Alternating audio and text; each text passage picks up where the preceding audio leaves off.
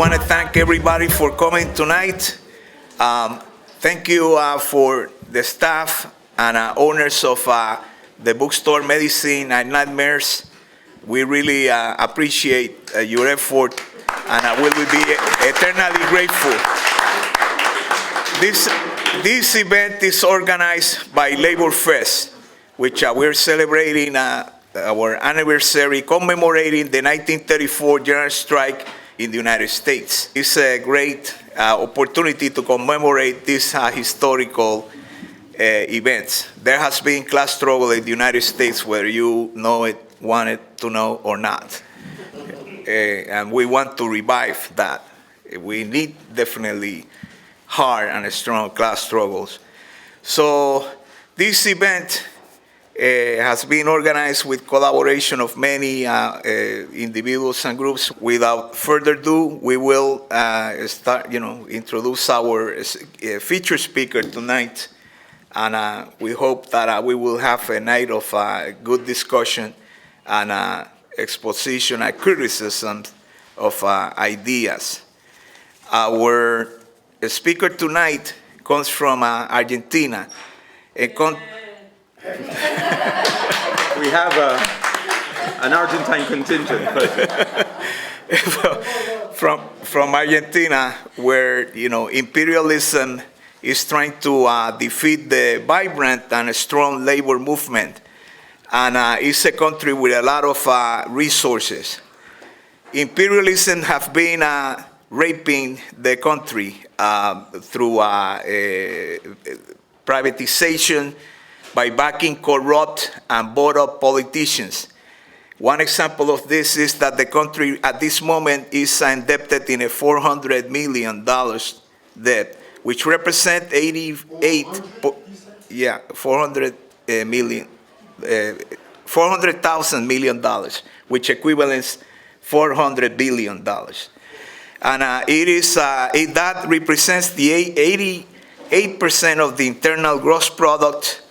And this manifests in an existential crisis for the Argentinian working class.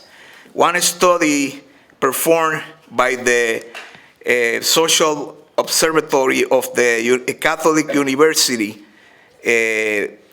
estimates that poverty levels in the country has increased in the last 6 months over 50%. Of the population live at these levels. Below the poverty level. Yeah. Below the poverty level, thank you. According to the Argentinian government own website, it reports that among the lead investors or predators of the imperialist powers that are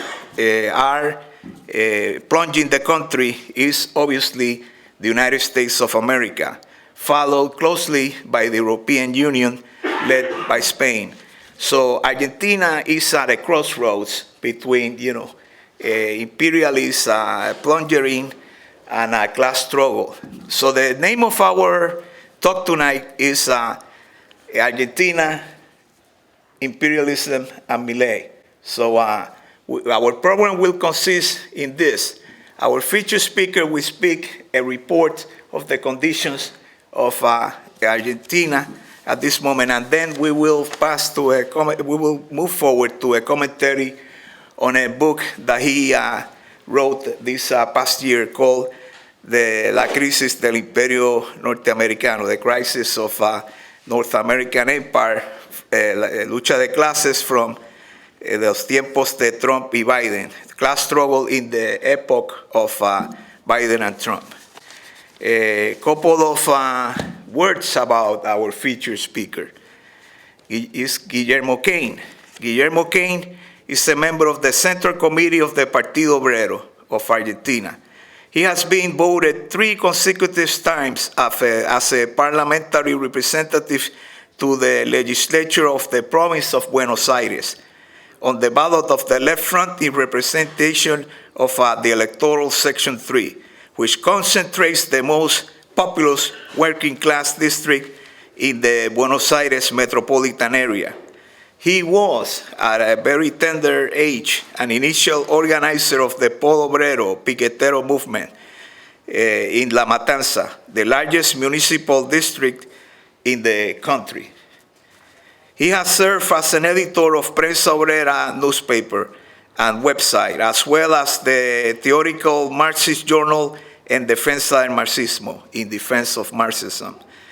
He was one of the organizers of the recent international conference in Buenos Aires, which gathered a dozen of revolutionary organizations and held a public rally called against the government of war and hunger. He is currently also an adjunct professor at the University of Buenos Aires. Without further introduction, Mr. Guillermo Kane. Okay, so I first want to thank, of course, everybody that came down here this evening, the organizers, Steve and Ricardo, who have worked very hard to put not just this first activity, but really a massive activity in this week that I'm going to be staying in San Francisco, in the Bay Area, of course, in Oakland, and other places. We have meetings coming up as well. So very, very excited to be here with you all. And I, of course, want to thank the people from this beautiful bookshop as well, which was just housing this talk. So very happy to be here. And first off, maybe it relates more to the second topic than the first, but we'll come back and forth, because I think what's happening in Argentina with Milei and the prospects for the class struggle in the US, be it with a Trump government or whoever else is elected this year, there are a lot of similarities in the sort of attacks that our working classes are facing. And of course, not just in Argentina and the US, it is an international situation. But the sort of very intense class struggle, the very intense attacks on the working class, the levels of repression that we are facing need international solidarity and international unity and programmatic debate among the working class more than ever. So for me particularly, and for my organization, this week in San Francisco is pure gold, in the sense of being able to come to a direct debate with comrades from another country. And I was saying, going back to a bit about this book that we will be talking more about a bit later. This book, the people from Mission Local interviewed me, and they asked about the book, and I said, well, it was a bit of a message in a bottle, because in the pandemic, travel was impossible. Communications were hard, and at the same time, I had been covering the political situation in the U.S. for our Workers' Press news site and journal, and there was a popular rebellion against police murders in the main country of imperialism. So this is, of course, huge news, and we could not travel there. We could not go meet anybody, and we had to try to get a sense of what was going on. Get contacts, got some interviews. Bilal is here, who's one of the people who was interviewed for the book. So joking, I said it was a bit of a message in a bottle to say, okay, this is what we think about what's going on. We're facing the same enemy. How can we, learn from your experience, and also try to build a dialogue where we really see thousands of people rising up. We don't see a revolutionary leadership, a revolutionary organization to the size of the tasks that is necessary. As militants, we want to be part of this debate. We're concerned about the need for such a revolutionary organization in the US as well, and we'd love to be able to be part of this discussion, even if we don't live there, but we're all part of the same struggle in the same world. So it was a bit of a message in a bottle in that way of saying, okay, this is some of our thoughts, some of our reflections on these crises, which we think are important not just to the US, but to the international situation. And as a result of these debates and dialogues with Ricardo, with Steve, with Bilal, and with many other comrades, okay, so now we have a full week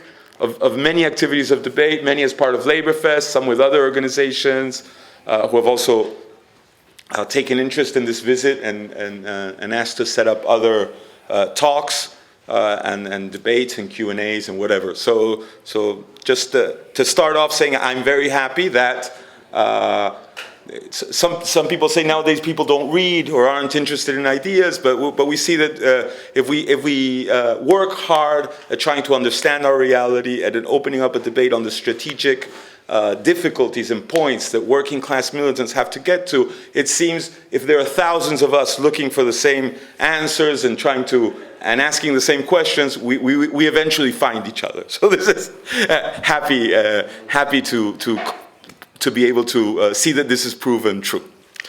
Now, on the issue of the situation in Argentina, as Ricardo said, we are facing a very trying moment, a moment of immense pressure against the working class. And the reason for this is that the economic and social and political crisis of the country, which has been escalating over consecutive governments, has been exploited in last year's election by an ultra-right candidate, that is Javier Milei, who, as many of you have seen, is a devout fan of Donald Trump, presents himself as a libertarian or an extreme liberal, but is actually an ultra-right repressive demagogue. He has nothing to do with liberty of any sort, and he's shown that to a fault excessively in these 6 months of government, if anybody had any doubt about it. And of course, it is important to note that the election of this ultra-right demagogue politician has not been able to constitute the sort of political regime that he is trying to get to immediately. But it is clear from the legal bills he has presented in Congress and has tried to decree that his basic aim, if he could at least, is to establish a sort of civil dictatorship like we have seen, for example, in Latin America under Alberto Fujimori in Peru in the 90s or something along those lines. The first decree that he opened up 10 days after coming to power practically closed down Congress, and one of the first versions of a law that was finally voted after a very protracted struggle, both in the streets against the passing of this bill, but also with divisions inside Congress between the different bourgeois parties, started to be discussed in February in a first version, which was finally pulled and was finally voted the 12th of June, so last month. The first version of it prohibited meetings of more than 3 people on the street, for example, to give an idea of the level of repression that this government is trying to institute. As I was saying, the problem of the debt crisis, the problem of huge inflation is of course previous to the Milei government, and made a huge leap forward under the Alberto Fernandez administration, the previous president, who had been chosen to lead a Peronist and to a certain point other center-left sectors by Cristina Kirchner, who was his vice president. And though these supposedly came to bring back progressive politics against the previous right-wing Macri government, what they actually did was a government which instituted very tough austerity politics and were almost a direct technical government of the IMF. Alberto Fernandez was practically not seen publicly in the last full year of his presidence, and left Sergio Massa in government, who was acting finance minister and labor minister at the same time, a sort of super minister at the time, who was of Peronism, the one that was closer to the IMF. He boasted having a direct relationship with Kristalina Georgieva. For example, Sergio Massa, so you have an idea of the sort of right-wing politician he is within the Peronist coalition. When he lost his presidential bid in 2015, his job for a year was being the representative in Latin America of Rudy Giuliani. So you can have an idea of the sort of bourgeois politician that Sergio Massa is. And he was acting president virtually on the last year of Alberto Fernandez government, where real wages were being liquidated under very high inflation, where IMF austerity was affecting all walks of life, and the poverty level was rising sharply. Now, this crisis and the very strong anger which could be felt in Argentina against all parties that had been exercising power, both the more traditional conservative right of Mauricio Macri and the Peronist coalition, led to a long political crisis during the electoral year that I don't want to go into too much of a technical detail, but which ended surprising most, how do you say this, most journalists and commentators, because Javier Milei had actually come in second in the general elections, had started from a pretty low level, and is also a candidate that does not even have a national political party. He had a very small political organization. He had been on TV a lot, and businessmen, large capitalists, had used him as a propaganda machine on TV, calling for a tax, calling against subsidies for unemployed people to be removed, calling for austerity measures, and had him on TV. He had been, the previous year, the Economist most featured on TV panels in the country, so he was constantly on the television sets.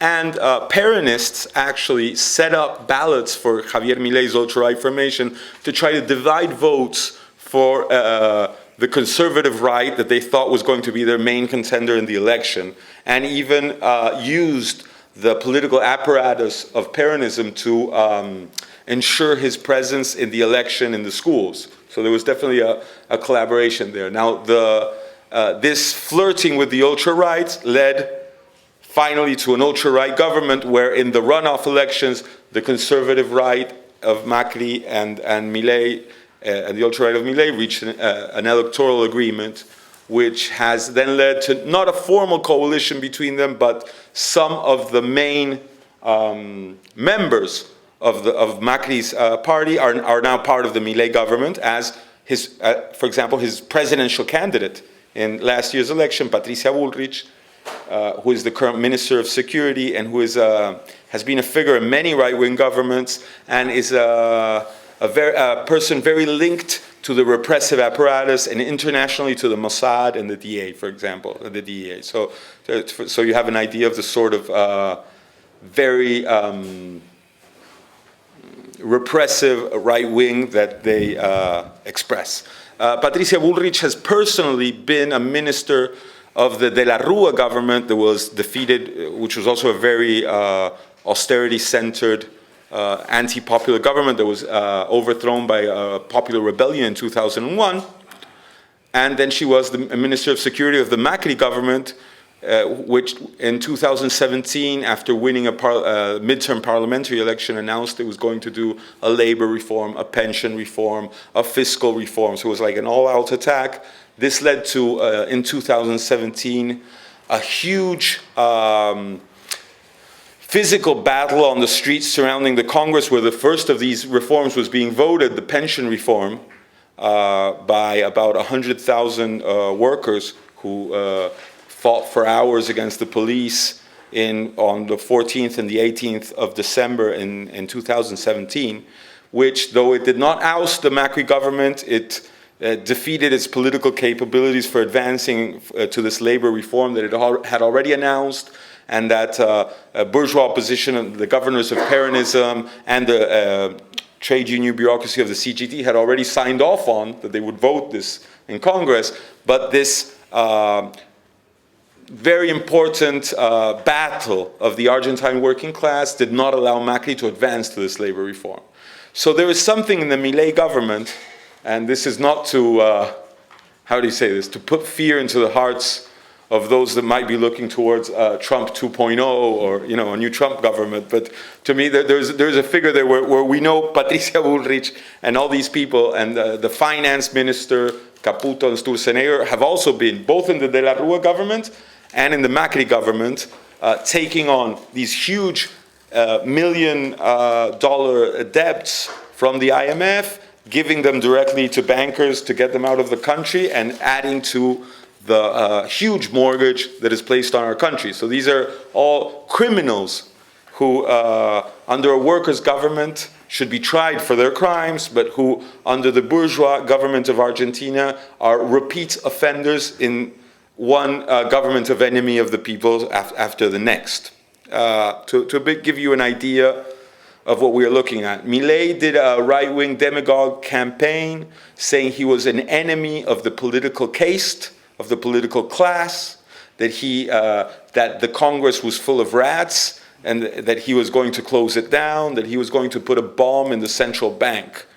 He is using the central bank to pay off the banks in a huge financial how do you say this, maneuver that is going on in these days to try to act, because we are facing possibly a new default. I will get to the current situation a bit to explain it better, because there's a huge contradiction where Milei said if they did not pass his laws in Congress, we were going to go to a financial catastrophe. The law was passed, and we are looking probably at a financial catastrophe anyway. But I want to get there in a few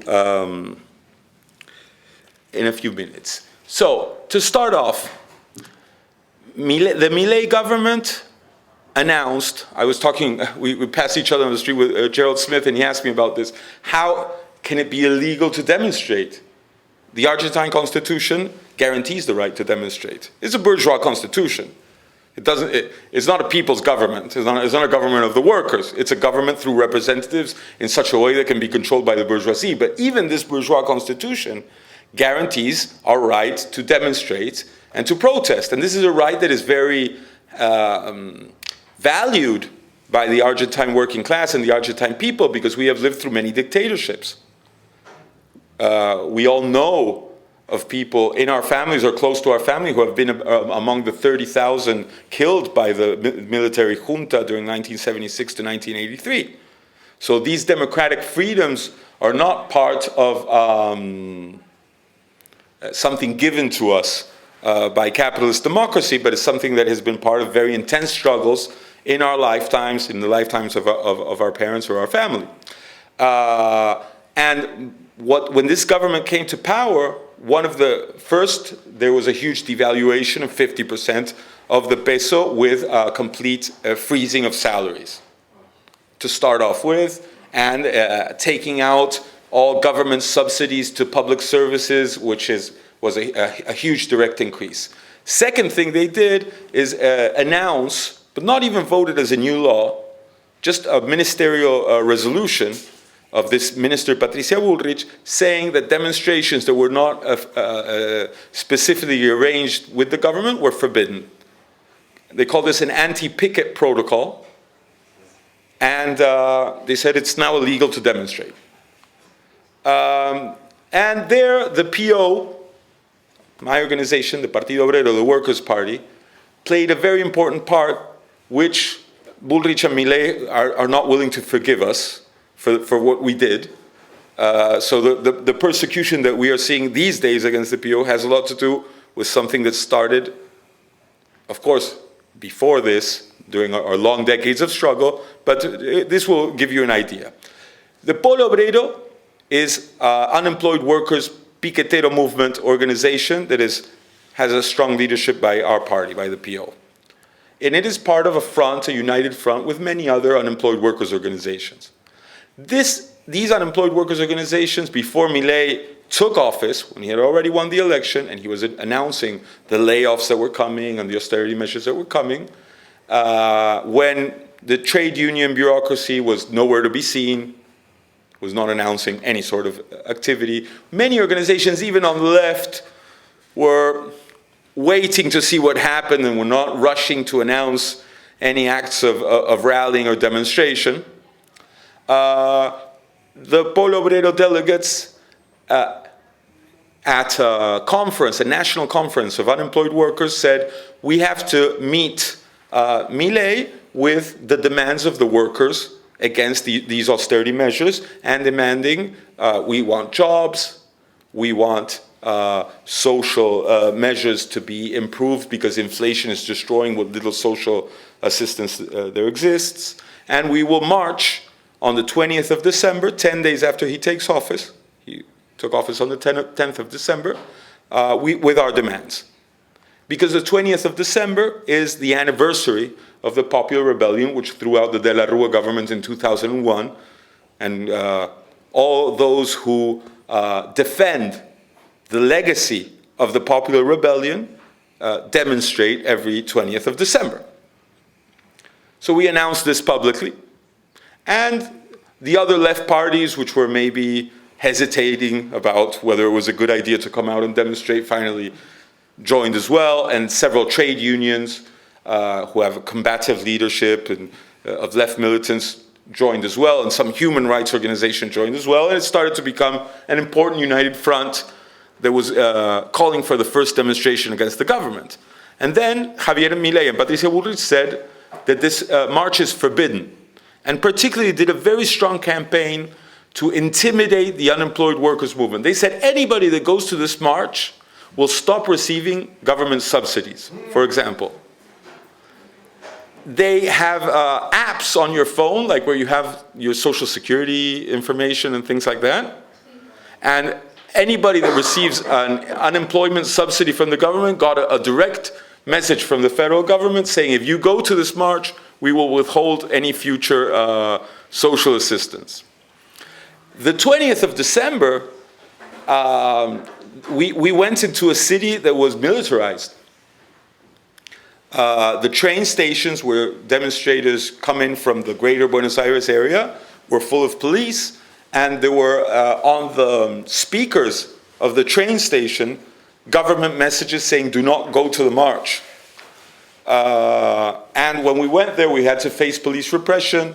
We pushed our way into the Plaza de Mayo, which is the historic place of political demonstrations of all our lives, of decades. It's where the government house is, the Casa Rosada, the pink house, which is the equivalent to the White House. But it's not. Yes, of course. No, but for example, this is where the Madres de Plaza de Mayo, which many of you may know, demonstrated during the military dictatorship. This is our place of political demonstration in Buenos Aires. And it was forbidden to us to march 3 blocks, and they said this was for transit reasons, which is pretty absurd. And we were able to do this march on the 20th of December. And the same day, he was going to do it at noon, then he waited to do it after the demonstration.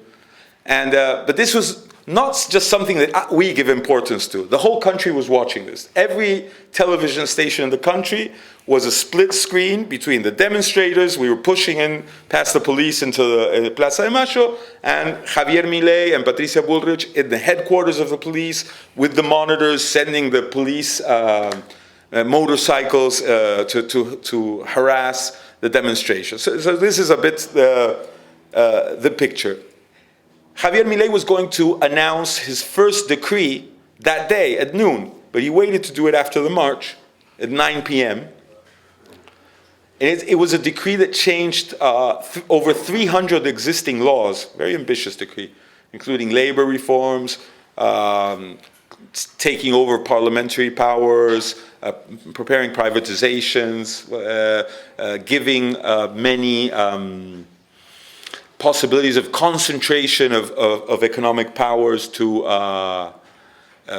big capital of all sorts. If I explain all it's 300 changes, we'd be here all day. But just to give you an idea, and that same day, after we had been demonstrating, he announces his decree. There were spontaneous cacerolazos, Bilal knows this, banging pots and pans together in every city in the country. So I'm just telling you in detail this first day of demonstrating against the new Milei government. I'm not going to go day by day till July, don't worry. But because I think because we played a part, as revolutionary left organizations have to play a part, to lead the possibility of a direct conflict against a government that is an enemy of the people. Now, there has not been a day since where we have not been on the streets demonstrating, sometimes with hundreds or a few thousand, sometimes with tens of thousands, sometimes like in a march against austerity measures against public universities, we had 1 million people in the street. I don't know, that was like May, maybe, I think? Yeah. So with ups and downs, except for the really massive demonstrations, we've had tear gas arrests and scuffles with the police almost, every week for sure. And the situation is a very hectic moment of the class struggle. We have mass layoffs. Calculations are that at least 300,000 jobs were lost in these 6 months, just calculating by the amount of bank accounts. There are, specific bank accounts for your monthly wages. At least 300,000 were closed, but that would be just formal jobs. So you have to look probably at the impact in the informal economy is probably double that. We have 3 million new people under the poverty line, as Ricardo mentioned. So it's an economic catastrophe, and we've had a complete cutting off of all sustenance for unemployed people that was going through piquetero organizations or social organizations of different types, which had fought for decades and had some level of recognition by the state to, for example, operate soup kitchens in neighborhoods, which did not have a full government funding, but which received some level of distribution of food, which organizations usually completed with their own funds and activities to try to give a meal to unemployed people in their neighborhoods. And this sector of the piquetero movement has been a particular target of the Milei government, which cut off all assistance and started a legal harassment campaign of what it called investigation against supposed extortion or corruption, which are all trumped up charges, which started that day of the 20th of December that I told you about. That same day, they started charges against all the political leaders who went to the march, all of us who went to the march, and they started a phone line to try to get people to call in with some sort of thing to say against social movements. And the federal district attorneys with the federal police went to the neighborhoods to see any person and to try to get them to testify against the organizations and put together some sort of legal case against us. Flash to today, these legal cases have advanced. The justice, people in the justice system that are with the Milei government and with Patricia Bullrich are working with several national TV channels to try to give full, full throttle to these media smear campaigns. And we have very frequent police raids on the soup kitchens of the unemployed workers' organizations who receive very, very limited social welfare for unemployed people, and who they say are like Pablo Escobar or something, like the cartels. They were saying they're millionaires, I don't know, all sorts of weird smear campaigns, which start falling after, we work hard at agitating and going to the TV channels to discuss with these hostile ultra-right media people, but it's to try to attack this possibility. So we have different strikes now in public sectors and private sectors, but localized strikes, because the big national unions have agreed a truce with Milei to allow to govern to all effects. So there have been many demonstrations which show a huge anger in people when, for example, the central trade unions call to mobilize. We've had hundreds of thousands of people on the streets.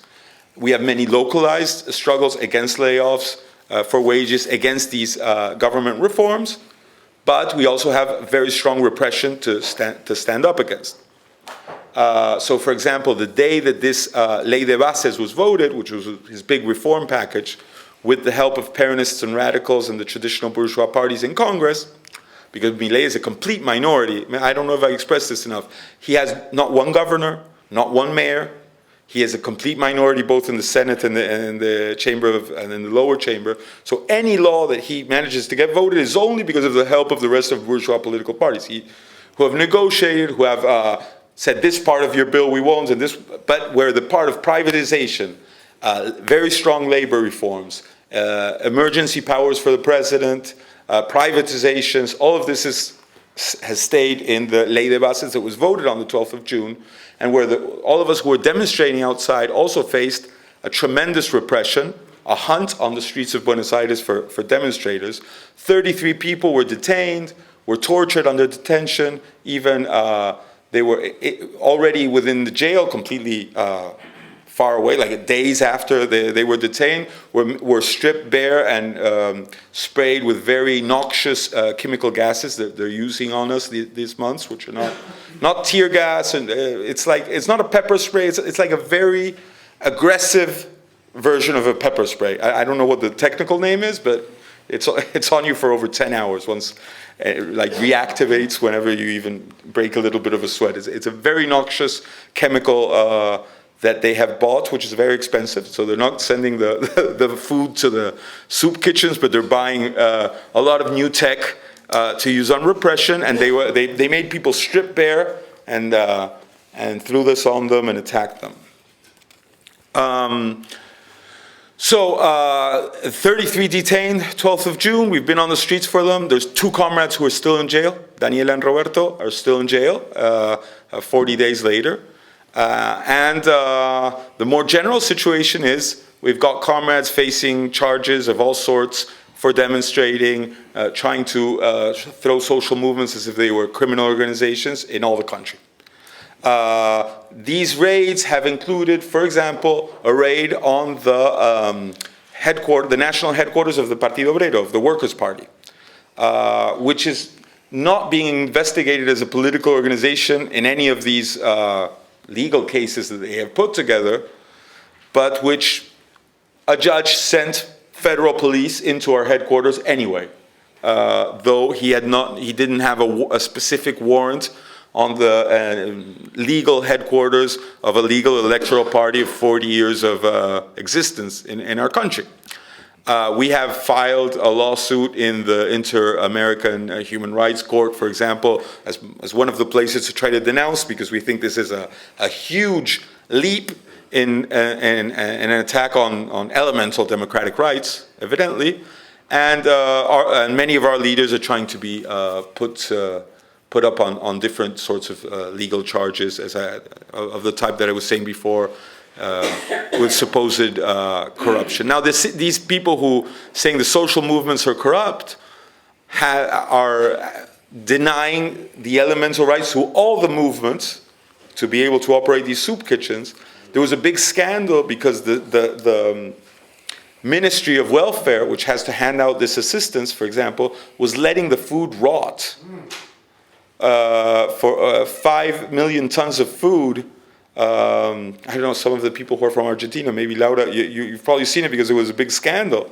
And this was found out. They said there was no food for the soup kitchens. There was a remnant from the previous government who had done the regular purchase of food that was usually distributed to the soup kitchens. Rather than hand it out, they preferred to leave it rot. When it was found out that it was there and people demonstrated to where the food was, in a country where poverty is growing hugely, they refused to hand it out. Then a judge ruled that they had to give it out, and they sent the army to give it not to the social organizations, but to ultra-right evangelical anti-abortion groups who have places in the neighborhood. So I'm giving you a lot of detail, but I think some of it may paint a picture of the sort of government of offensive that we're up against, maybe more than sometimes percentages or, how do you say this? No, statistical data. You know, paints maybe a livelier picture. Right now, for example, layoffs in the industry are very important. The main force of leftist trade unionism in the industry in Argentina is the SUTNA, Sindicato Único de Trabajadores del Neumático, so it's the tire manufacturers union. which has several big industrial plants and has been recovered by class struggle leftists several years ago. Comrades of our party, of the PO, are the national secretary general and local secretary general of the local of the sections of locals of the Sutna, and have for many years won battles not only against layoffs but for wages.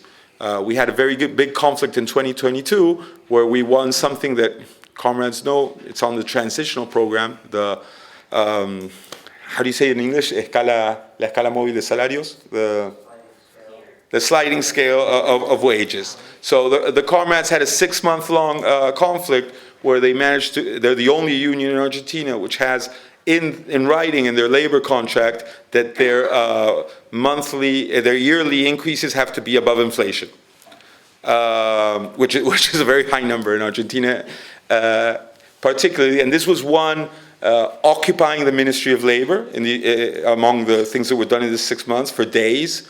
This was one with a general strike of the industry. This was one in unity of action with unemployed workers' organization and the union, and even in the final outcome of that strike in 2022, international solidarity. Because Sergio Massa, who was in the previous government, said he was going to bring in tires from Brazil because the 6-month conflict had depleted the stock of car tires in the country and had stopped work at the auto plants. So at this point, the bourgeoisie was starting to get upset about this, and there were big newspaper articles. Who are the Trotskyists in the tire workers' unions who have stopped the auto industry? And said they're doing this because they are far left, and they're not doing it because they're far left. They say they need a sliding scale of wages, and that if they do not accept their wages to be destroyed by inflation. So they were going to bring in tires from Brazil to break the union. And the tire worker union of Brazil, who has a previous relationship of solidarity with the tire workers of Argentina, put out a communique saying they refused to let one tire be taken in from Brazil to break a strike. So a bit of recent past history, but this is the Sutna. And of course, if something like this happens, many comrades who are here are union activists, you know this. All union activists take note. Okay, so this is what you have to do, right? These are the methods. What methods? General assembly of workers before discussing a labor contract to say what we want to discuss with the bosses and what we're willing to do to get it. What sort of measures of direct action we're willing to apply. General assembly. To start a labor contract discussion and to end it. No labor contract is signed by the Sutna union without a general assembly. So this is a method of direct working class democracy in the unions, which is a very dangerous example for bosses, for the trade union bureaucracy, and for the government. So they are taking an advantage of the general situation of layoffs, recession, and so on, and all the companies of this industry are filing, not for bankruptcy, but for a previous step, which is called a preventive measure against crisis. A technical term, but what it means is to be allowed by the state to do mass layoffs and labor restructuring. And the basis of this measure is that you have to have your economic yearly reports to be giving, how do you say this, negative results. But all of these companies, Bridgestone, for example, who I'm sure you know, Fate, which is an important tire manufacturer in Argentina, were having huge profits. They were not losing money, but the Milei government allowed them to take this measure of preparing mass layoffs, and they've already started. So we're in this moment in a very concentrated attack of the bourgeoisie against the unemployed workers' movement, against the combative unions. They are passing laws, for example, something called esencialidad educativa, which means declaring education to be an essential service. What does an essential service mean? Does it mean they're going to put more money for the schools so the ceilings don't drop on the... No, it doesn't. It does not mean enough of a budget. It means nobody can strike. Because education has always been one of the main places of combative sectors. We have hundreds of leftist militants in the teachers' unions all over the country. Our Congresswoman Romina del Pla, who was in office up to last month, is a leader of the teachers of La Matanza, one of the most populous districts of the country, and his other hundreds of comrades have given long fights for access to public education, for wages, and so on. So these sort of measures are, trying to give a shock to the system against the sectors of the working class that are fighting. All of this being said, what are we going to do, right? So we just had a congress of our party last month, and which is how we discuss things. I mean, we don't want to discuss them between 10 or 20 leaders. The way, even under very difficult conditions, we held the party congress anyway. Steve was there a few days later, and some of the other comrades. And we had delegates from every province in the country. We have several meetings to discuss political documents. We open up an internal bulletin. This is how Leninists, Trotskyists face up to an important problem when we're concerned. Our comrades are being called in to declare in the courts, police raids on the homes of militants and in our offices. What are we going to do? Well, we're going to have a discussion, which may seem a bit strange maybe to someone from another walk of life, but a good democratic discussion for us is the way to group the cadre from the universities, from the schools, from the factories, from the neighborhoods, and discuss how we're going to face up against this situation. And what we're going to do is we're going to agitate for a general strike to defeat the Milei government. And we think, even if the situation seems dire, this is not at all impossible. Because the economic conditions are not improving, as Milei said they were, but they are becoming more and more dire. Unemployment is rising. Poverty is rising. But not only that, there is a strong pressure for a new devaluation. And a new devaluation would be a social disaster in terms of inflation. But this is a bit technical to explain in English. I will make an effort. There are two economic lines. The current finance minister is doing a slow devaluation. His name is Caputo. But there is a strong pressure for a more thorough devaluation. And the IMF has said, among others, you have to do a full devaluation. Now, in Argentina, the main influx of dollars is from agriculture, is from the exportation of wheat and soy and corn and so on, mostly genetically modified for the international market. And this is the main source of income of dollars, and it's what regulates the relationship between the peso and the dollar, basically, because it's the main export, and it's also regulates the price of food in the country. So it's like the main economic category or axis of the country. And what happens when there is a rumor that there's going to be a new devaluation is the agricultural capitalists do not sell their product because they're not going to sell it at at 900 pesos to $1 if 2 months from now it's going to be 1,500. It's not good business. So once once this situation has become explicit, they're withdrawing their product from the market, which is making a pressure to a new devaluation. And these weeks, the unofficial dollar has been rising steadily. No, it's almost 1,400. Yeah, and what's called Riesgo País. How do you say this? Riesgo País. It's the country risk. The country risk is also rising again, which means international finance considers that we are at the risk of a default at this level, because the dollars are not coming in.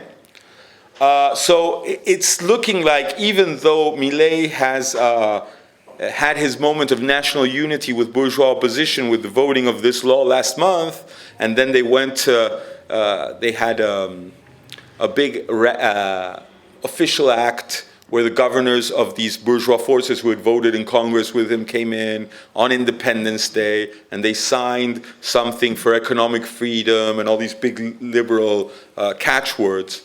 to show his moment of success, what's happening is a new economic catastrophe is looming. So it is important for workers to not think this is the end of the struggle, but far from it. These capitalist governments are going to show, again, that even with these huge austerity measures, they can give us nothing else but a total catastrophe. So the Partido Obrero, our organization, is militating in all the country for a general strike. It is supporting each struggle against the layoffs. It is in a strong campaign against repression and for the freedom of political prisoners. Right now, Daniela and Roberto are the two comrades who are still detained after the march of the 12th of June. Maybe a little bit on this. When they did this huge repression on the 12th of June, they said it was an attempted coup d'etat. Milei, on the official presidency news thing, said this demonstration on the street, when the police repressed, some people threw rocks. Nothing that you haven't seen here in San Francisco, I'm sure, and elsewhere. They said, okay, this is a concerted attempt to take over government and to impede functioning of Congress. These are terrorist organizations. And they tried to put this together. It was so absurd that even the right-wing federal judge that had the case said, I can't sign off on this. There's nothing here. The only thing the district attorney, the federal attorney sent by the government had was, the president says there was an attempted coup d'etat. The proof was a tweet that said there's been an attempted coup d'etat by the president. And one journalistic article by a right-wing newspaper on the same line, but there's no proof. So after detaining 33 people and having them over a month in jail, they had to let almost all of them go, and the two that they had say that they had been burning something or throwing a rock, so they have misdemeanor charges in a local court, and the federal court had to throw it out. But in the meantime, they had tried to put together this idea that the left-wing organizations are terrorists trying to overthrow the government and all this, to try to terrorize people against taking the streets. Okay?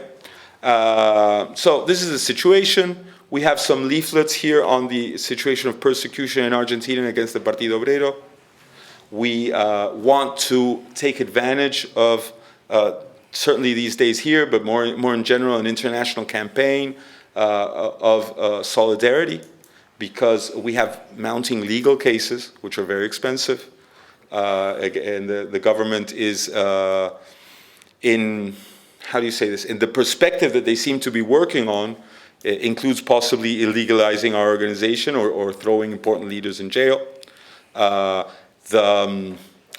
President Milei has put up pictures of Eduardo Beliboni, who's one of our main social leaders of the unemployed workers movement, in the crosshairs of some picture he put together where Milei appears as Terminator. He says he's coming to exterminate subversives. That sounds 1980. What? 1980. Back to 1980. Yeah. So this is a sort of public campaign that we're up against. We are also calling for solidarity and pronouncements and making political statements as well for the comrades of the Piquetero organizations, for the two comrades in jail, and for a related case, which I'm sure you will sympathize with because this is an international situation, which is persecution against comrades who have come out for Palestine. Our national congresswoman, Vanina Biasi, as all of us, we've been on the streets, outspoken against genocide since October 8th, and has a criminal case saying she carries out religious discrimination against Jewish people because she was talking about Israel's use of fake news.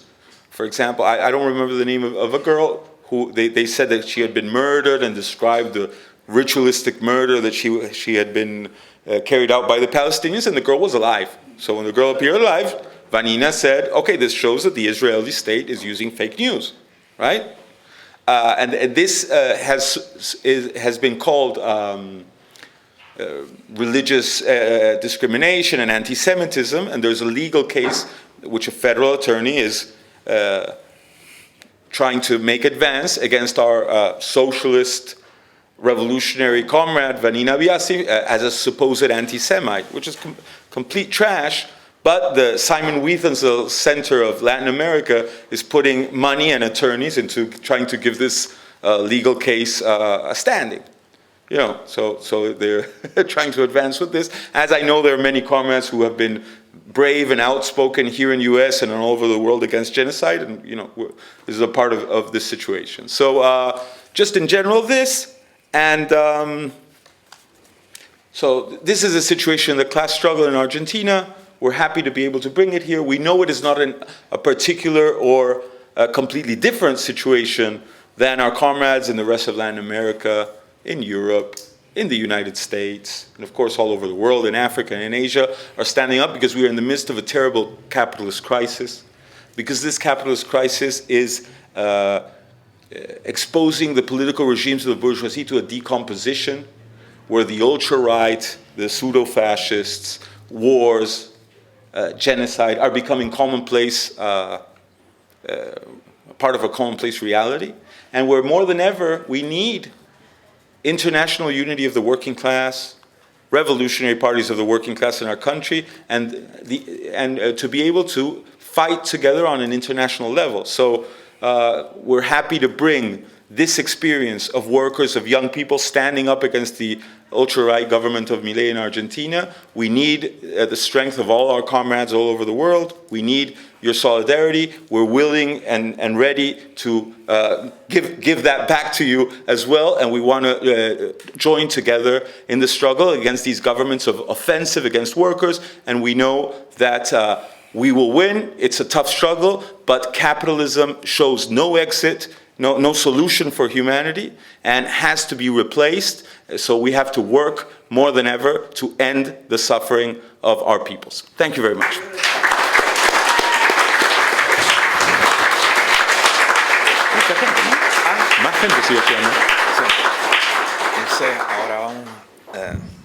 Hold on 1 second, please. So vamos ahora a la segunda parte.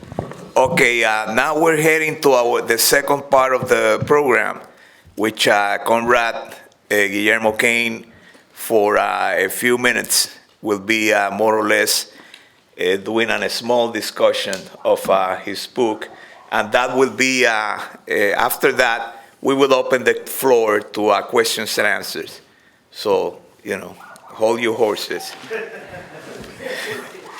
So, Conrad Kane, thank you very much for your excellent presentation. So you wrote a book about the crisis of the American empire, meaning the United States. So I got two questions to open up this part of the program. One, it is, what motivates you as a militant from a third world country to talk about the crisis of American imperialism? That's number one. Number two, you wrote in your book 10 theses about the crisis of the United States. And among them, you mentioned economic facts about how the United States is facing an economic crisis, which is part of a world economic crisis, vis-a-vis Europe and other imperialists or centers of power. You also, making one of your points, the intention of the United States of going head-to-head toward a confrontation with Russia and China, with the intention of the United States and other imperialist countries of colonize these areas, obtain public property to become part of private monopoly imperialist properties. And also, and this, with this I will open it to you. You mentioned particularly one of the points that the need of but the difficulties of the United States to defend his so-called international supremacy had make more profound the internal crisis of the American empire. So with that, I would like you to comment for the audience about this thesis. Yes, and maybe we'll get some interested readers. It's only in Spanish as of yet, but we'll see. Maybe we'll see interested parties in publishing it in English. Who knows? Now, first of all, there's a song by a band, I think they're here from California, and it says "Know Your Enemy," right? Rage Against the Machine. So I think that's a good advice. You have to know your enemy. So Argentina in particular, Latin America in general, and of course other parts of the world live to a great degree, though not only, under the domination of U.S. imperialism. Of course, European imperialism plays an economic part. Of course, we have our local bourgeoisie who are, comprador bourgeoisie, intermediaries who have their own interests, but they are the dominating force. And just the foreign debt alone is the permanent situation of channeling the riches and the natural resources of our country out and from deindustrializing and making our economic development go backwards. So to understand Argentina and Bolivia and Mexico and and many other areas of the world, you have to understand the imperialist foe we are facing.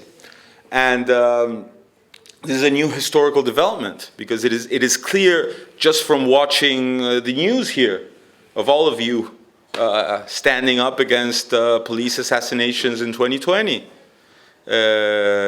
Or the news of an ultra-right mob trying to take the Capitol by storm on the 6th of January of 2021. It's a very different situation. But both of those situations show that the traditional status quo in the U.S. no longer exists.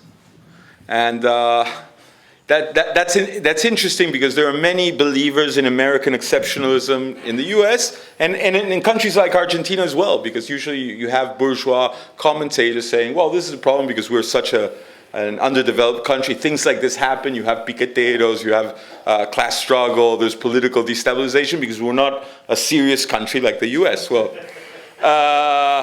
so on both sides, this idea of exceptionalism exists, and the reality is that the capitalist crisis is international. And since 2008, the center of that crisis has no longer been in the periphery of the capitalist world, but it has come to its center. And in 2008 and 2020, we had huge bailouts of the failed private companies by the state, which have had huge consequences for the working class of the United States, for the capitalist class of the United States and the state itself, and also on an international level. And to try to sum it up, to study this epoch and this stage of the capitalist crisis, we think you have to study the United States. And also to understand, and this was not, of course, a point when I started writing the book, though the book talks about this, but with the current escalation towards a possible world war, you also have to study how the United States is trying to, the bourgeoisie of the imperialist bourgeoisie of the United States, what policies are they discussing to try to regain or retain their hegemony over world capitalism. This is the problem that's in the center of international tensions. So this, I think, sums up the first one, but definitely also the appearance of a mass movement in the United States. That's what got us excited. And we said, okay, we need one or several articles a week. And I think some weeks it was like 10 or 15 articles from our Argentine staff of Prensa Obrera, a small group of comrades, of course. We're not a huge newspaper. We're putting out 10 or 15 articles on the class struggle in the United States a week in 2020. So that we were very interested in what was going on because it was a popular rebellion in the main imperialist country of the world. And when something like this happens, we think revolutionaries have to stand up and take note and see what's going on. Second part. Yes, I think those 10 theses at the introduction of the book are a good summary of the main points that this book tries to drive home. And I'm happy with those theses because I have the impression that though they were written some time ago as a conclusion to 4 or 5 years of work, at the moment the book was closed off, about, I don't know, a year and a half or almost 2 years ago, I think they've stood the test of time pretty well. Comrades who are interested, I hope that they'll read the book, discuss it, and let me know if they think this is true or what critical points of view they can have regarding this. But as I said, the center of the crisis is in the US. This loss of hegemony of the US has no direct replacement. It's not a situation analogous to England losing the center and US already being an equivalent rising power which could take its place in a more or less similar international structure of political relations. This is not, the US has not lost its place as the main military spender in the world. It is still the center of NATO, it is still the center of the United Nations, it is still the center of the World Bank and the IMF, it is still the center of international finance around Wall Street and the financial of the world. There are some debates on this, there are some conflicts around this. It has lost geopolitical place, it has lost it is losing its participation in the international product, but this contradiction will not be solved by a relatively peaceful development or between someone else, but it can only be changed through an international conflict and wars. And this has to do with the loss of productivity of capitalism in the US, with investment withdrawals, and this is at the center of this tendency to the radicalization that we've been seeing and the regroupment of labor and of unions and the radicalization of youths. And the mass movements in the US are directly related to this. And as you mentioned, the division in the bourgeoisie of the US, which is at the center of the current political crisis. And of at least two, of course there are inner divisions, very differing strategies that Trump and Biden express and still do. I mean, to take those two, they're obviously not people, but protectionism and globalism, multilateralism, NATO, and so on. These are two different strategies. They're both imperialists, they're both capitalists, they're both personally, of course, war criminals and enemies of the people. But this very sharp division has changed what used to be bipartisan agreements, which allowed having a common foreign policy, even when there were strong disagreements between these capitalist forces. And it has to do with them not finding a ground to be able to stabilize this decline of their imperialist power. So I think these central theses are holding up to explain, I don't know, reactions to last week's assassination attempt and what we saw at the Republican convention and the shit show of what they're going to do with the Democratic Party candidate or whatever of these new developments. You know, looking today, we were discussing with Ricardo to what we were going to talk about today and said, okay, I think those 10 theses are holding up pretty well. Doesn't say, no one has a crystal ball, and I don't either, to know what was going to happen, but these conclusions that we were able to draw from a study of the United States that we felt was necessary as revolutionaries from Argentina, and which we hope militants and revolutionaries and working class people and young people in the States can find enlightening or on point as well. On the point of Ukraine and colonization of Russia and the conflict with China, yeah. It's even interesting because since this book, much of the material we were going week by week with what was going on. For example, Trump's first impeachment trial. All of you remember this. He was calling Zelensky up on the phone and saying, I need the dirt on Biden or you're not going to get military, the military allotments. Yeah. And he was put on trial for that, not for having people in cages in the border with Mexico. He could have, he could have been taken to impeachment for having people in cages. But for the Democratic Party, for the Pentagon officers who gave the report on Trump and all of that stuff that all of you remember better than me, that was not the issue. Was he was putting the vanguard position achieved in 2014 towards the colonization of Russia at risk for an internal fight with another sector of the U.S. bourgeoisie. This is absolutely unforgivable. The people in cages we can talk about. We'll see.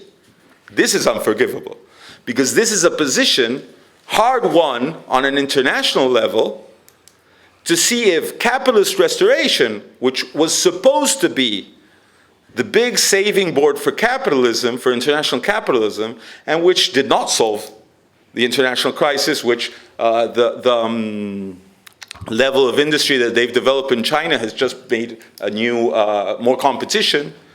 That era of common acoplamiento, we called it in Spanish. When the Chinese and U.S., the synergy between China and the U.S. has been broken. They have new competition, so now they want the local governments out of the way and to be able to advance for a more direct colonization.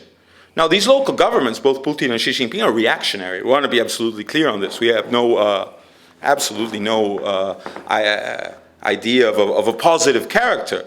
But it is clear from the encirclement of China, it is clear from the amount and of the position of the arming of Ukraine that this has been a long-standing strategic position, and that Trump's flailing or going off course on this general strategy was a central part of the political crisis of the Trump government.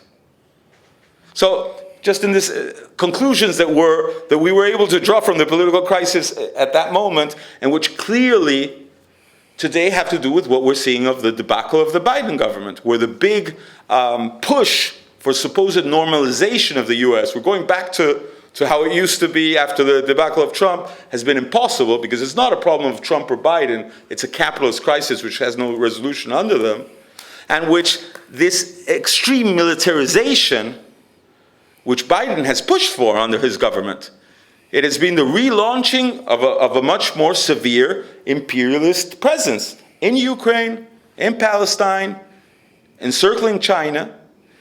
And what we are very happy to see, in Haiti, and what we are very happy to see, which was not the case in Ukraine, where there was huge confusion in the left, in the US and internationally. We've even had pro-Putin leftists, we've had pro-NATO leftists, if such a thing is possible. Yes, well, we have them.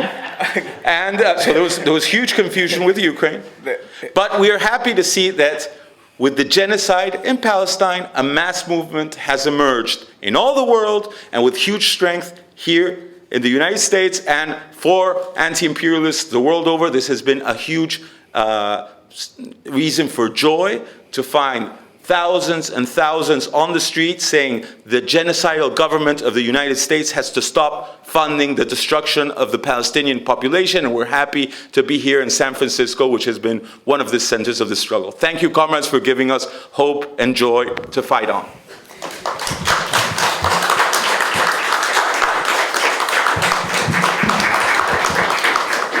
Thank you. Those five.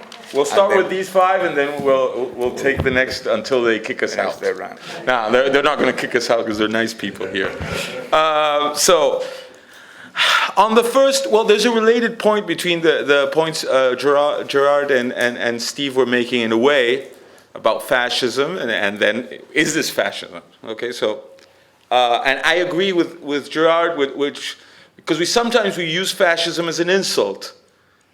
And I don't criticize people who do this, and I probably do. Sometimes we say, we sing, Milei, you're a fascist, Milei, you're a dictator, and he deserves all of this. This is not.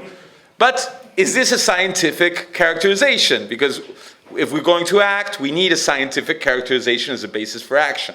If not, these are just calling any right-wing person.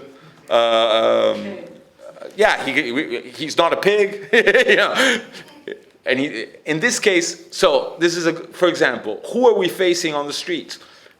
is an interesting question, because Milei seemed to be gaining the support of young people that the traditional right was not managing to enthuse, and even poor people. And so his demagogy had an interest for and won electors where the conservative right was not able to do this. This had them very excited. Macri, who, as I told you, of the more traditional right, said, when we were in government, they came and they threw stones and they made strikes and they made pickets. Now they will not be able to. Because if they do what they did to our government, now the young people who are with Milei are going to throw them off the streets. He said this before Milei took office last December. Since he has taken office, none of this has happened. Not once. We've been on the streets. As I said, sometimes 1 million, sometimes 5,000. You know, there's all sorts of struggles, bigger and smaller ones. And our problems are with the police.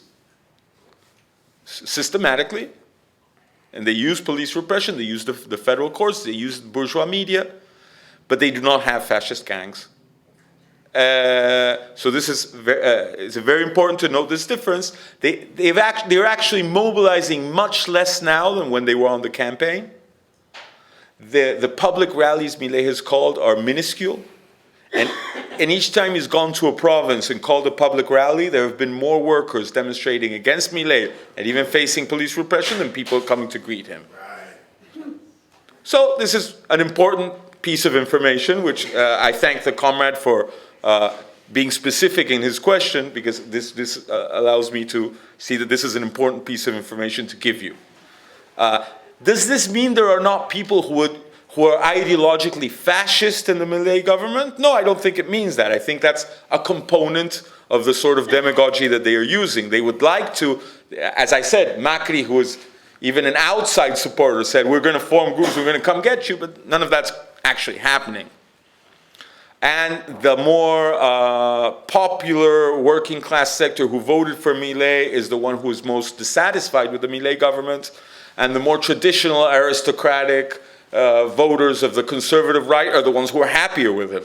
So he's winning over the sectors, the traditional electoral support of the traditional right, and in the popular sectors he is losing popularity, and there's many people who are frustrated, who thought they were voting for someone who was going to change the status quo, and it's actually a concentrated version of the same old repressive capitalist governments. Now, there are very dangerous people there. There are ultra-right people of all sorts. There are fans of the military dictatorship. The vice president, Victoria Villarroel, is the daughter of a military officer during the military dictatorship who participated in the genocide. She's a lawyer who's dedicated her whole life to get military personnel from the last dictatorship to not have to go to jail for their crimes. She's a horrible person. She's directly related with the last military dictatorship. She used to go to General Videla's house when he was under house imprisonment and organize visits to these genocidal people. And the last week, they organized a group of congressmen of Milei to go visit some of these assassins from the last dictatorship who are still alive and in jail. Among them, for example, one who's particularly famous is Alfredo Astiz, who is a captain who infiltrated the Madres de Plaza de Mayo to have several of them sequestered by the military dictatorship in the last years of the military dictatorship. And this visit, they've said that they're going to try to get a pardon for people who are, for these killers under the last dictatorship. So, when I say they're not specifically fascist, it's not meant to say they are not dangerous, they are not ultra-right, but in the sense of Hitler and Mussolini having bands of petty bourgeois lumpen elements to use as shock troops against the labor movements, to destroy working class independent organizations. No, they have not been able to make this change in the political regime. We will fight against any possibility of this in the future. So Steve says, how do we fight against this? Okay, that's a very important debate. I think there's two sides to this, to what we need to fight against these currents, these ultra-right currents who may not be classical fascism, but dangerous as hell. Terrible enemy. What are our weapons? I think, as I said, there's two elements, and we need both. Just one of them will not be enough. We need independent working class political organization against all bourgeois sectors. This is key, because the growth of the ultra-right relates with the disaster of the progressive bourgeoisie, the so-called progressives or globalists, or whatever you want to call them. Le Pen is growing because Macron wants to send French soldiers into battle in Ukraine, and is an economic disaster for the working class. If we side with Macron against Le Pen, we're doing no favors to the possibility of overcoming Le Pen either. So the constant resort to lesser evilism and to democratic fronts against fascism is no solution for the working class. So this being said, so we need working class independence. So if we're worried about Trump being able to win popularity with dissatisfaction for supposed Democrats spearheading a genocide, okay, so the problem here is we need something else from both. That's the first problem. We cannot accept this either-or permanent extortion against the working class of having to choose who, ¿cómo se dice verdugo? It was going to be our execution. Yeah, so to choose an executioner. We do not accept this forced choice. First thing. Second thing, equally important, united fronts against any big or small real attempts to organize fascism of any sort. And I think, I agree with Steve, there's more development in this sense in the States than in Argentina. You have right-wing militias. You have your Ku Klux Klan, you have your Proud Boys.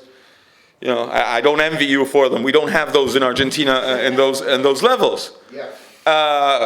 But wherever and whenever this rears its head, the united front of all working class organizations for direct action, physical protection of our organizations, and not allowing this to spread is a necessary tactic and a necessary tool that all, not only revolutionaries, but all working class militants worth their salt have to be ready to put aside all differences and defend our organizations against state repression and against parastate repression of any sort when it rears its head. That's clear. The comrade asked if the Sudna call for a demonstration next Friday, which I'll explain. Yesterday was Friday, right? I had a long trip. Sorry, I had a long trip. I'm a bit disconfigurated. Yesterday was Friday, the 19th. And yesterday, Friday the 19th, there was a meeting, an open meeting called by the Sudna Trade Union, which is something they usually do as a class struggle and democratic union. And they said, there are layoffs in all the industry, there's layoffs in all the state, there's thousands of layoffs, and the CGT and the CTA, the trade union federations of the bureaucracy, are not doing anything. There was even in Congress a common hearing on the problem of layoffs, and Peronists called this, Peronist congressmen and the left congressmen were there as well, and we invited all the people from the companies who had been laid off. But the Peronists do not want to do anything about it. They agree to complain, but not to call a general strike, and not even to call a march. Okay, so the left-led unions, and particularly the Sudna, said, okay, we can't just complain in a Congress hearing. We have to call a march on Plaza de Mayo, inviting all workers who have been laid off, all unions who are looking for a place to struggle. For example, Hospital Posadas is one of the few national hospitals, because health for many years has been put on the tab of the provinces and the city governments, decentralized as a way of taking apart the public health system. But there are 4 or 5 national hospitals, and one of them is the Hospital Posadas, which is the main hospital of the west of the greater Buenos Aires area. It's an area where 6 million people live. About 6,000 people go into this hospital every day. And 100 workers of this hospital were laid off 2 weeks ago. I personally, as a parliamentary of the province of Buenos Aires, took them to the legislature, and I managed to get the Chamber of Deputies of the province of Buenos Aires to vote a demand that they be reinstated to their jobs. And they've been striking every week in their hospital. We are inviting them to march together with the tire workers. We're inviting the people from the National Technical Institute, where there are 250 laid off last week. But the national unions are not calling for this. So this is a concrete action of United Front. Is this the beginning of a clasista resurgence? I don't know. I hope so. We're working for this. And what we're going to do is we're going workplace to workplace to say we need a general strike. We need actions taken together. We need assemblies, general assemblies of workers to discuss this problem. And the trade union bureaucracy is not calling for them.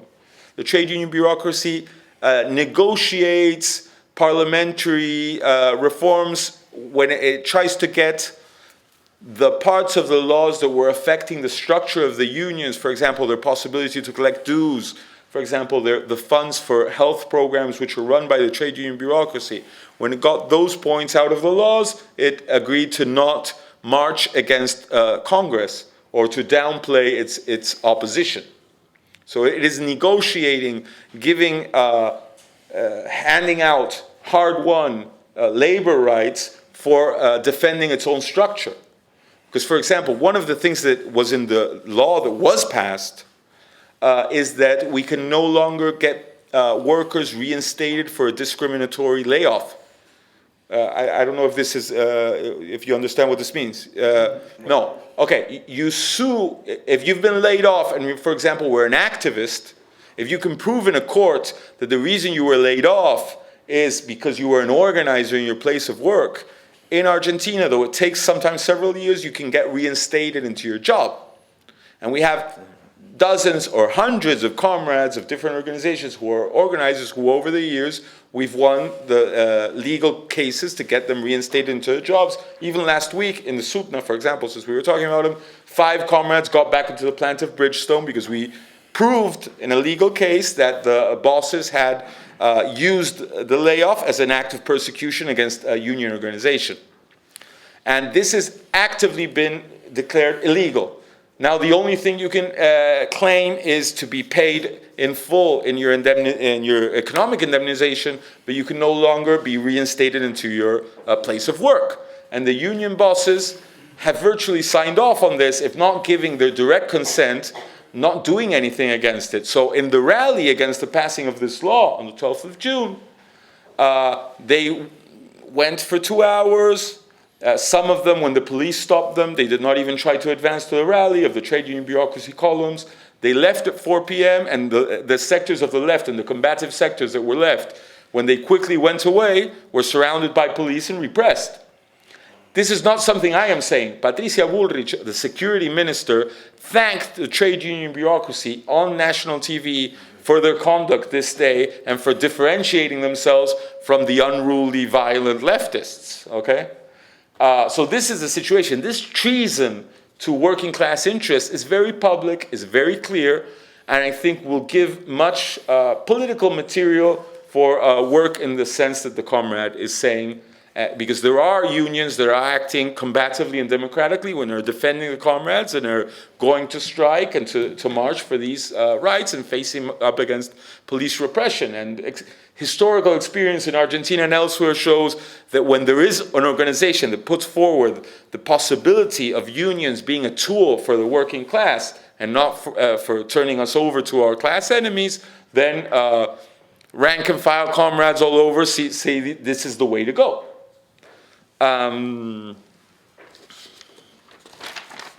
Finally, okay, on the mentality of Milei voters and Trump's foreign policy, Milei's foreign policy that the comrade was asking. First off, on the mentality, and I think this is common to many of these ultra-rights, I think there are, of course, reactionary people, and the advance of these sort of sectors is a reactionary discourse, has to do with a media and political campaign to shift things to the right, and to say, for example, if we take social subsidies away from unemployed people and rights away from immigrants and rights away from women's groups and from sexual diversity groups and this and that, then everything will be better than it is now, which is, a strange way of explaining reality, but, evidently exists. I mean, in public debates, I try to pull them up to form polemics with these sort of common sense that they're trying to. So if you say an immigrant construction worker is the privileged part of society and millionaires are being persecuted by taxes, does this sound real? I mean, it's a weird way of presenting reality, no doubt. But okay, this is the common sense that they have tried to form. But what's the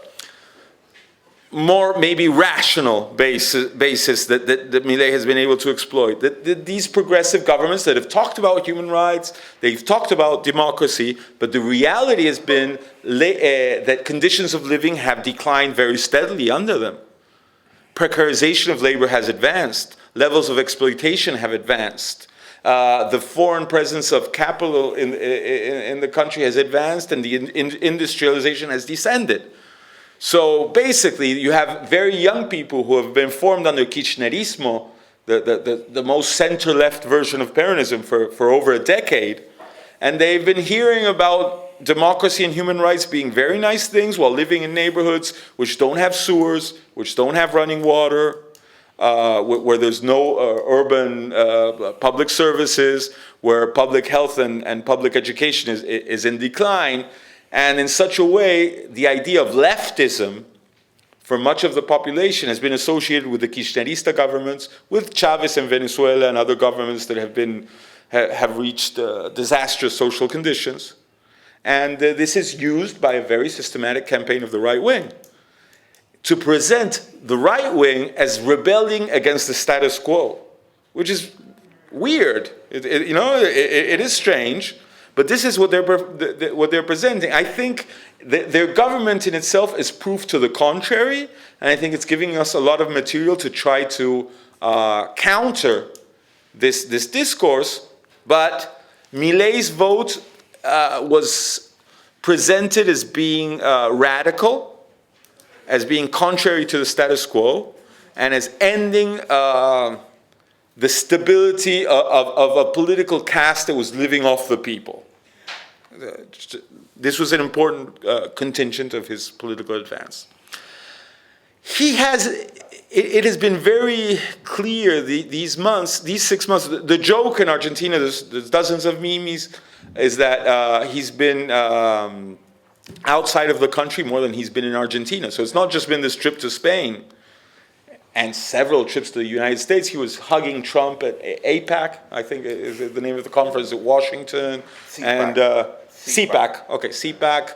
And he's been all over the place, receiving awards from made-up foundations. He went to Hungary, and I think it's Liberty Foundation. He said, I've gotten an award, and the Liberty Foundation said, we would not give an award to this person. And so it's even been sort of jarring to see the effort he's made to find some sort of international activity to do all the time, sometimes real ones, sometimes made up. So the question of the comrade is interesting. He has been trying to show himself as part of an international movement to give himself the strength he lacks in Argentina, A.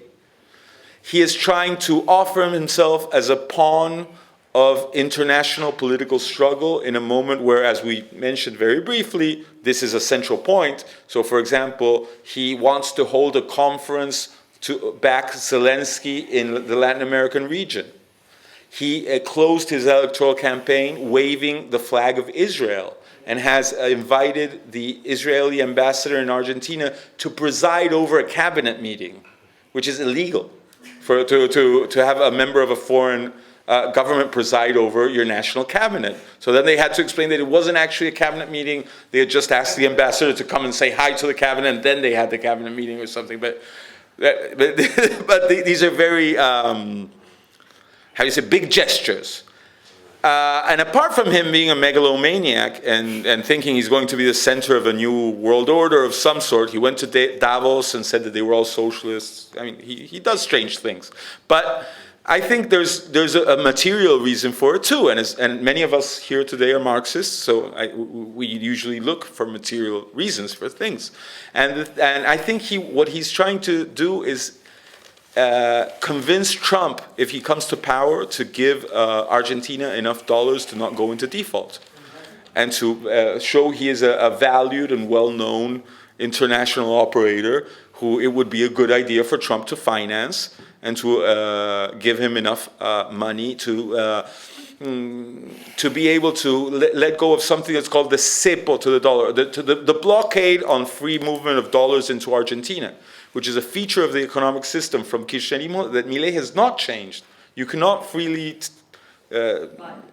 get dollars in Argentina or send dollars into Argentina or from Argentina, because there's a very high tax on dollars that the Milei government has not removed, because even though it says it is against the state and it wants to put a bomb into the central bank, if they stopped charging that tax, they would not be able to pay the foreign debt. So he wants Trump to give him, if Trump reaches office, to give him enough dollars to be able to take away that limit and show that he has been able to make a change of economic regime from Kirchnerismo, which he has been unable to up to this point, basically. Bolivia is a huge crisis of a nationalist bourgeois government, not a completely different one from what we've seen in Ecuador and the crisis between Correa and Lenin Moreno, not completely different from the crisis we saw between Cristina Kirchner and Alberto Fernandez in Argentina. So is this just, sons rebelling against their parents, so to speak, even though, no. What it is if you don't split with the IMF runs your government. To make a long story short. And there's evidently much of this in the crisis between Evo Morales and Luis Arce. Because Evo Morales took Luis Arce to power, but does not control the government, the IMF does. And Evo Morales has a particular problem, which is that the Constitution says he can't run for president, he wants to anyway, which he tried last time, and he's again with this conflict now. But beyond this problem, we have a separate problem, which was an attempted coup d'etat, which we, of course, came out against the coup d'etat. This coup d'etat was complicated because evidently this intestine crisis of the government played some part in giving this general the idea of doing a military show of strength, which was defeated by a popular demonstration and a call to a general strike. It's not the first time in history that such a thing has happened. Readers of Trotsky's History of the Russian Revolution will know that when the Bolsheviks had to choose between Kerensky and Kornilov, they correctly chose again to go against Kornilov's coup, which has not changed the fact that Kerensky was a co-conspirator with Kornilov, and they did not reach a final agreement, and Kornilov decided to march against Kerensky, but they had been part of a common conspiracy for a coup against Bolsheviks and against the Soviets and the working class. So if there's these elements of palace conspiracies gone wrong, it's part of the situation. It does not change that the fact we're very happy with is that the Bolivian workers took the policy of demonstrating, general strike, and showed that that is the way to defeat an attempted military coup. Last question remaining. It's a difficult one. First of all, we do not consider ourselves a mass party by any means. We are about 2,500 militants. We have comrades in unions. We have comrades in the student movement. We have parliamentary representation. We are a well-known political party in our country. In Argentina, not only from the Partido Obrero, but from the left front that has been formed by several parties, the space of the left, which had been left practically vacant by most of the left siding with bourgeois nationalism, which is not an Argentine specificity. I mean, this has happened all over Latin America. Most of the traditional left has gone behind the bourgeois blocs. But here we have had a unity of maybe you'd call here far left parties. But or in Europe they'd call far left parties. But in Argentina, left and Trotskyist is virtually a political synonym. Synonym. Synonym.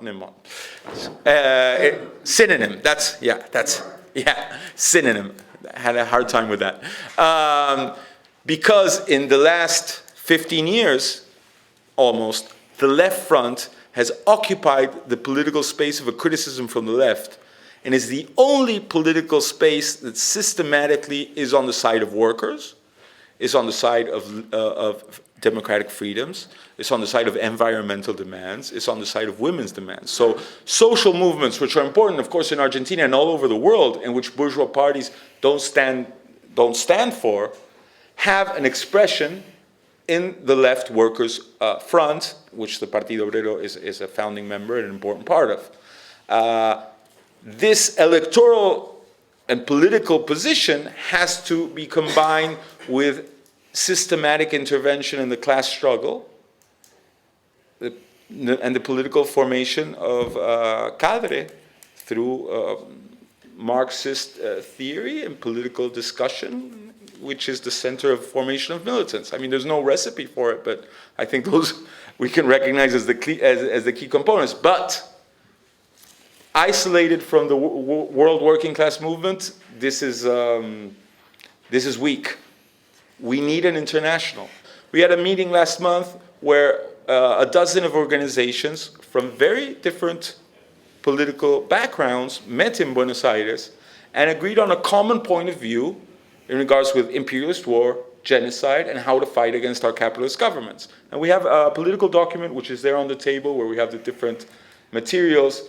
We have materials denouncing aggression against workers and the PO in Argentina by the Milei government, and we also have the conclusions of this international conference. I'm not going to go on longer about this, but I will say that this is a basis considered among those present for a fight for a new international, and that building a party needs an international of the working class. So I'll try to be very brief on BRICS. We consider BRICS to be a very contradictory bloc, which is not opened up a new multilateral phase of capitalism. We actually don't think such a multilateral phase of capitalism can exist. What can exist is a dispute between different imperialist powers. Evidently, there is a main element of that in the international situation. Now, what is BRICS? Is BRICS a bloc? For example, the I in BRICS stands for India. India is part of the Quad, the military bloc with which the US is surrounding China. Conflicts between Russia and China are actually much stronger than most people give them credit for, and Trump, apparently, if he wins power, plans to play very strongly on these differences that exist. Brazil, though it has some play in the diplomatic clashes between this, is not out of line with the more general attunement with the IMF of all center-left bourgeois governments in Latin America. So we don't see this as an anti-imperialist bloc. I think the biggest proof of that is that BRICS isn't doing anything for Palestine. So in a world where where imperialism is spearheading a genocide, I mean, yes. Well, South Africa went to the International Court. Okay, and courts are good, and we support that court case. But as powers on the international scale, we don't see this as an acting anti-imperialist bloc of any sort. We think it's a contradictory bloc. Tina Fernandez, also the head of the CIA, has visited Argentina, and it's like unprecedented that the head of the CIA openly visits Argentina. Could you comment on that? On the comrade of the FSP who talked about the need for a labor party, I agree. And I agree it has to be on the base of a split with all bourgeois parties, in particular the Democratic Party, which has historically, of course, had the support of the trade union bureaucracy. International parallels are difficult and incomplete and contradictory. But in Argentina, Peronism, which of course is a different thing in a semi-colonial country, has in common the support for a bourgeois party and lesser by trade union bureaucracy and lesser evilism. What development we've been able to have in Argentina of the Partido Obrero, of the left front, which with its failings, which I will refer to, and its limits, has been on the basis of a block of political independence and a complete split from bourgeois parties. And I think that this is a necessary step for working class independent action in the United States, as well as elsewhere, but evidently that problem is pressed in a very dire way in the current situation in the US. The problem of freedom of press is a problem. Milei is pressuring journalists. Milei is operating with friendly media outlets to organize smear campaigns. They actually dine at the presidential residence with the journalists who then during the week attack leftists. This is a matter of public record. So it's a very coordinated media campaign, which is they merged the Ministry of Education, the Ministry of Welfare, and the Ministry of Labor under one minister. The woman who is in this ministry, Sandra Petroello, so it's half of what used to be the cabinet. What she is she was a TV producer. So basically, the main policy is to have very coordinated media campaigns against unions, social movements, and teachers. So the problem of the independence of media is very important. There are interesting independent media networks in Argentina, but they do not have the reach that the mass media of the bourgeoisie does, and it is using this weapon very strongly in the campaign, though of course propaganda cannot cover social reality. This is one of the main tools that they are carrying out. The Morena, the Morena government or the Morena movement in Mexico is a contradictory movement, as bourgeois nationalists in Latin America often are. Evidently, it is in a better position than most of the other nationalist movements in Latin America in what it has been able to negotiate or renegotiate on the terms of some of the use of its natural resources, and has been able to have some room for maneuver for social reforms around that, at the same time on matters like immigration and offering itself up as a barrier to Central American immigration in a bloc with U.S. imperialism. It is shown that it is not a consequent ally of the peoples of the world. And this problem about Vox and are they fascists, it has to do with, I think, what we were discussing before. And I agree with Gerard. I think we need to be very specific. I think we're facing ultra-right currents, which in Vox, Meloni, Le Pen, Milei, are electoral ultra-right. So they are lobbying for levels of repression to be carried out by the state and by capitalist democracy. And capitalist democracy can be very repressive. And it is the dictatorship, it is a form of the dictatorship of the bourgeoisie. And it is still capitalist democracy, even if it is.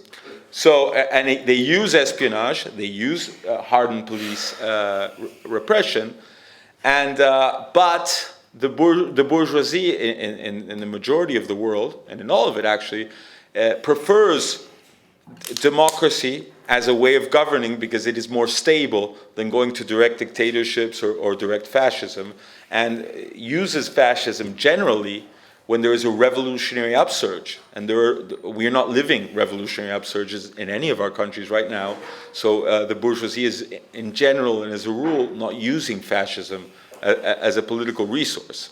Now, why are they lobbying for more repression? What political function do these sort of ultra-right groups serve? Well, I think it has to do with 2020. And I think it has to do with 2017 in Argentina that I told you about.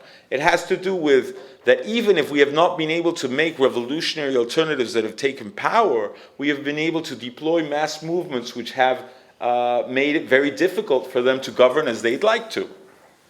Militarization of the United States under Trump was not possible because you defeated him on the streets.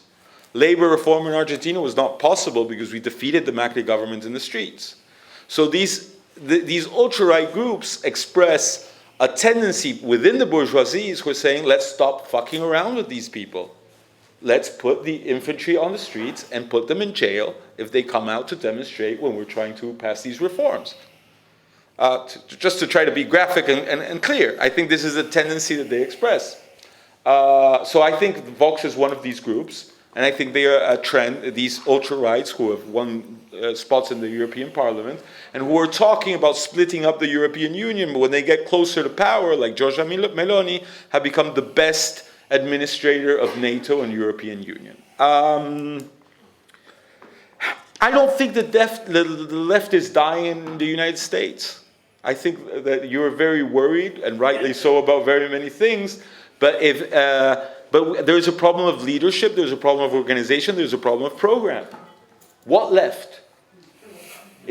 I think there is a crisis of transforming society through the parties of the bourgeoisie and the imperialist bourgeoisie. And I think a mass of the US left has made an experience in this attempt, mostly through DSA, and in many cases, thousands of comrades, I think, with honest intentions in this. But it is my personal political position that the Democratic Party of bourgeois imperialism cannot be an instrument for fighting for the rights of the working class or the transformation of our society. But there's a contradiction, because thousands of those comrades honestly, subjectively, want socialism and want a revolutionary transformation. And if thousands of comrades want socialism and revolutionary transformation, that's not an idea that's dying, it's actually grown. But there's a contradiction, there's a crisis. And I think the Corbyn movement and the Mélenchon movement now in France and the Sanders and DSA movement in the United States have all shown that socialism and transformation is an attractive idea for thousands of people. It's not a dying idea. But the problem is trying to make that live through bourgeois institutions is as impossible as the Bible says about making a camel go through the eye of a needle. It's impossible. So it leads to great frustration. Revolutionary defeatism is a Leninist principle. It is correct not only when wars are directly between imperialist powers, but also through wars of proxy or through the interests of imperialist powers. Trotsky was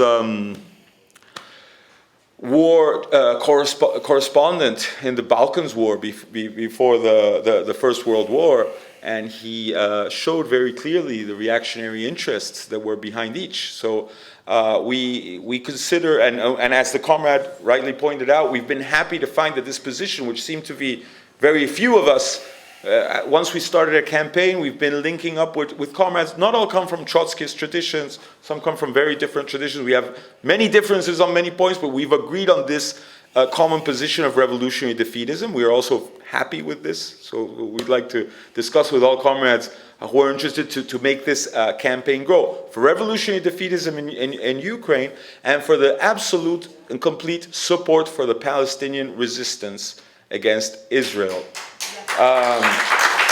Which we think are the two defining strategic points of the international moment. And what this means is that our main enemy is at home.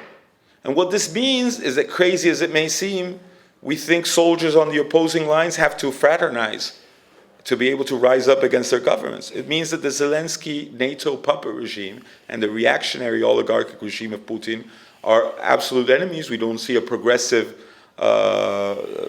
side. I'm trying to give short answers, and we have reports and comrades in Ukraine and Russia who have not signed the document, who are probably further away on many points, but who are militating both in Ukraine and Russia against these reactionary bourgeois wars and being persecuted by the Zelensky and Putin regime. So this point of view, which in Russia in 1914 was also in absolute isolation and became physically present on both the Russian and German sides of the war between 1917 and 1918, we think is an ideal we have to militate for in 2024. The left front is a political front, is a united front on the basis of class independence between working class parties in Argentina. We are critical of its existence just as an electoral front, because even as a united front, it should also have a fuller level of collaboration in the class struggle, in the unions, in the cities in Argentina. And though there is levels of collaboration between the parties of the left front in Argentina, it is not systematic. There are no common assemblies, common congresses, meetings to discuss how to work together. So possibilities for united front are episodic and depend on how forces are structured in each union, in each place of the student movement or whatever. Sometimes we can work together, sometimes we don't. And we think this is very flawed as a possibility of the left front to advance. And we think even the strategic differences we have, for example, in Ukraine, should be discussed in public. We also have strategic differences on problems in Argentina. Some of these groups chose to vote for Massa, for Peronism in the runoff, like Izquierda Socialista. We're completely against this position. At the same time, we think it would be wrong to split the existing left front for these political differences. We think this would not help the advancement of the working class vanguard, but confuse it and demoralize it, and that these debates should be had openly. The reason for this is that, for example, on the Ukraine issue, is that because of the place of Argentina in the military, political, and economic situation, these pro-Ukrainian positions between the left fronts have not led to active collaboration with neither the national bourgeoisie nor imperialism. Of course, if they would have, if they had voted in Congress to send money or weapons to Zelensky, we would be forced to break the left front, and anything else would be unacceptable. But the truth is, these very wrong policies are on a propaganda level. What the comrades said, that they have sent, I think, soldiers, or I don't know how you sent it, is not real. They've done some caravans where they go to meet pro-Zelensky forces in Ukraine. We have denounced and we have had public debates on this, and we've even had differing and polemic views in public rallies of the left front. So we do not hide these differences. We discuss them openly. We think a pro-NATO left is programmatically unsound. We think there is no possibility of political unity nor a common party with groups who side with imperialism on military conflicts. This is clear. At the same time, we think the united front of working class organizations against the bourgeois parties of our country is necessary and should not be broken on matters of international debates if they do not have a direct inference in the conflicts at hand. Okay. Yes, Bukele is used for reactionary and repressive agitation in Argentina. He's popular in America. Yeah, because he's supposedly hardline against crime.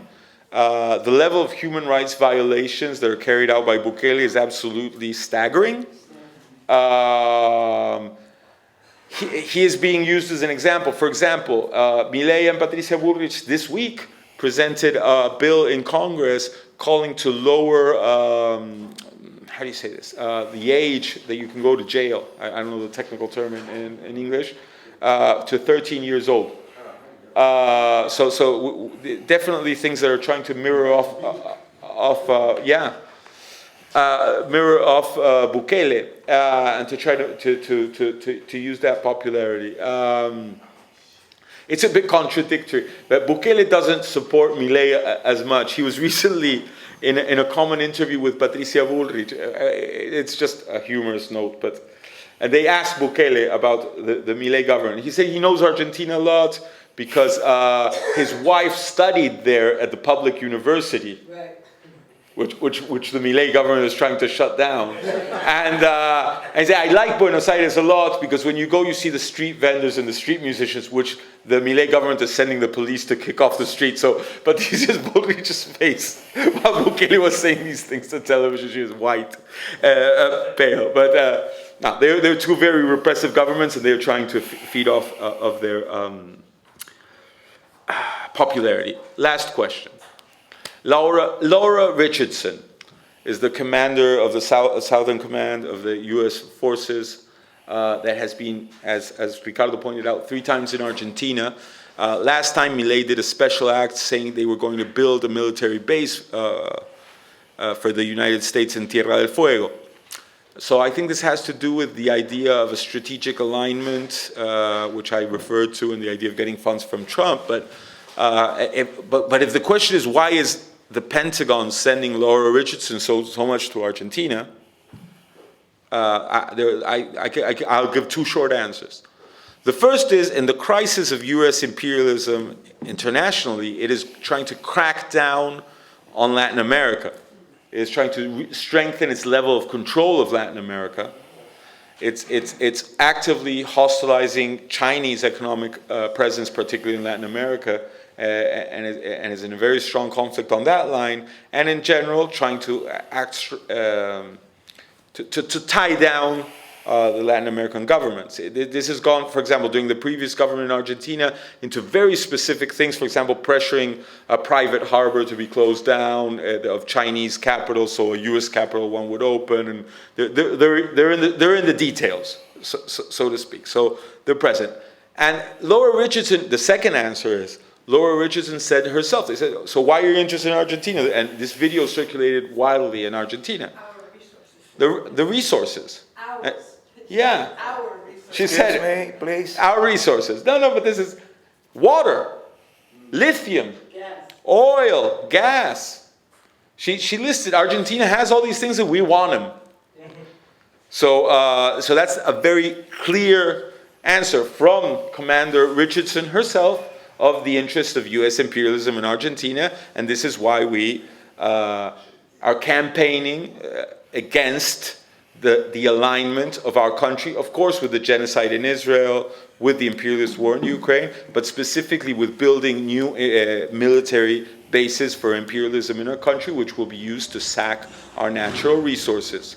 So I think I've answered as well as I could with the time given the questions. And I thank everybody for coming. Thank you very much for coming. Yeah.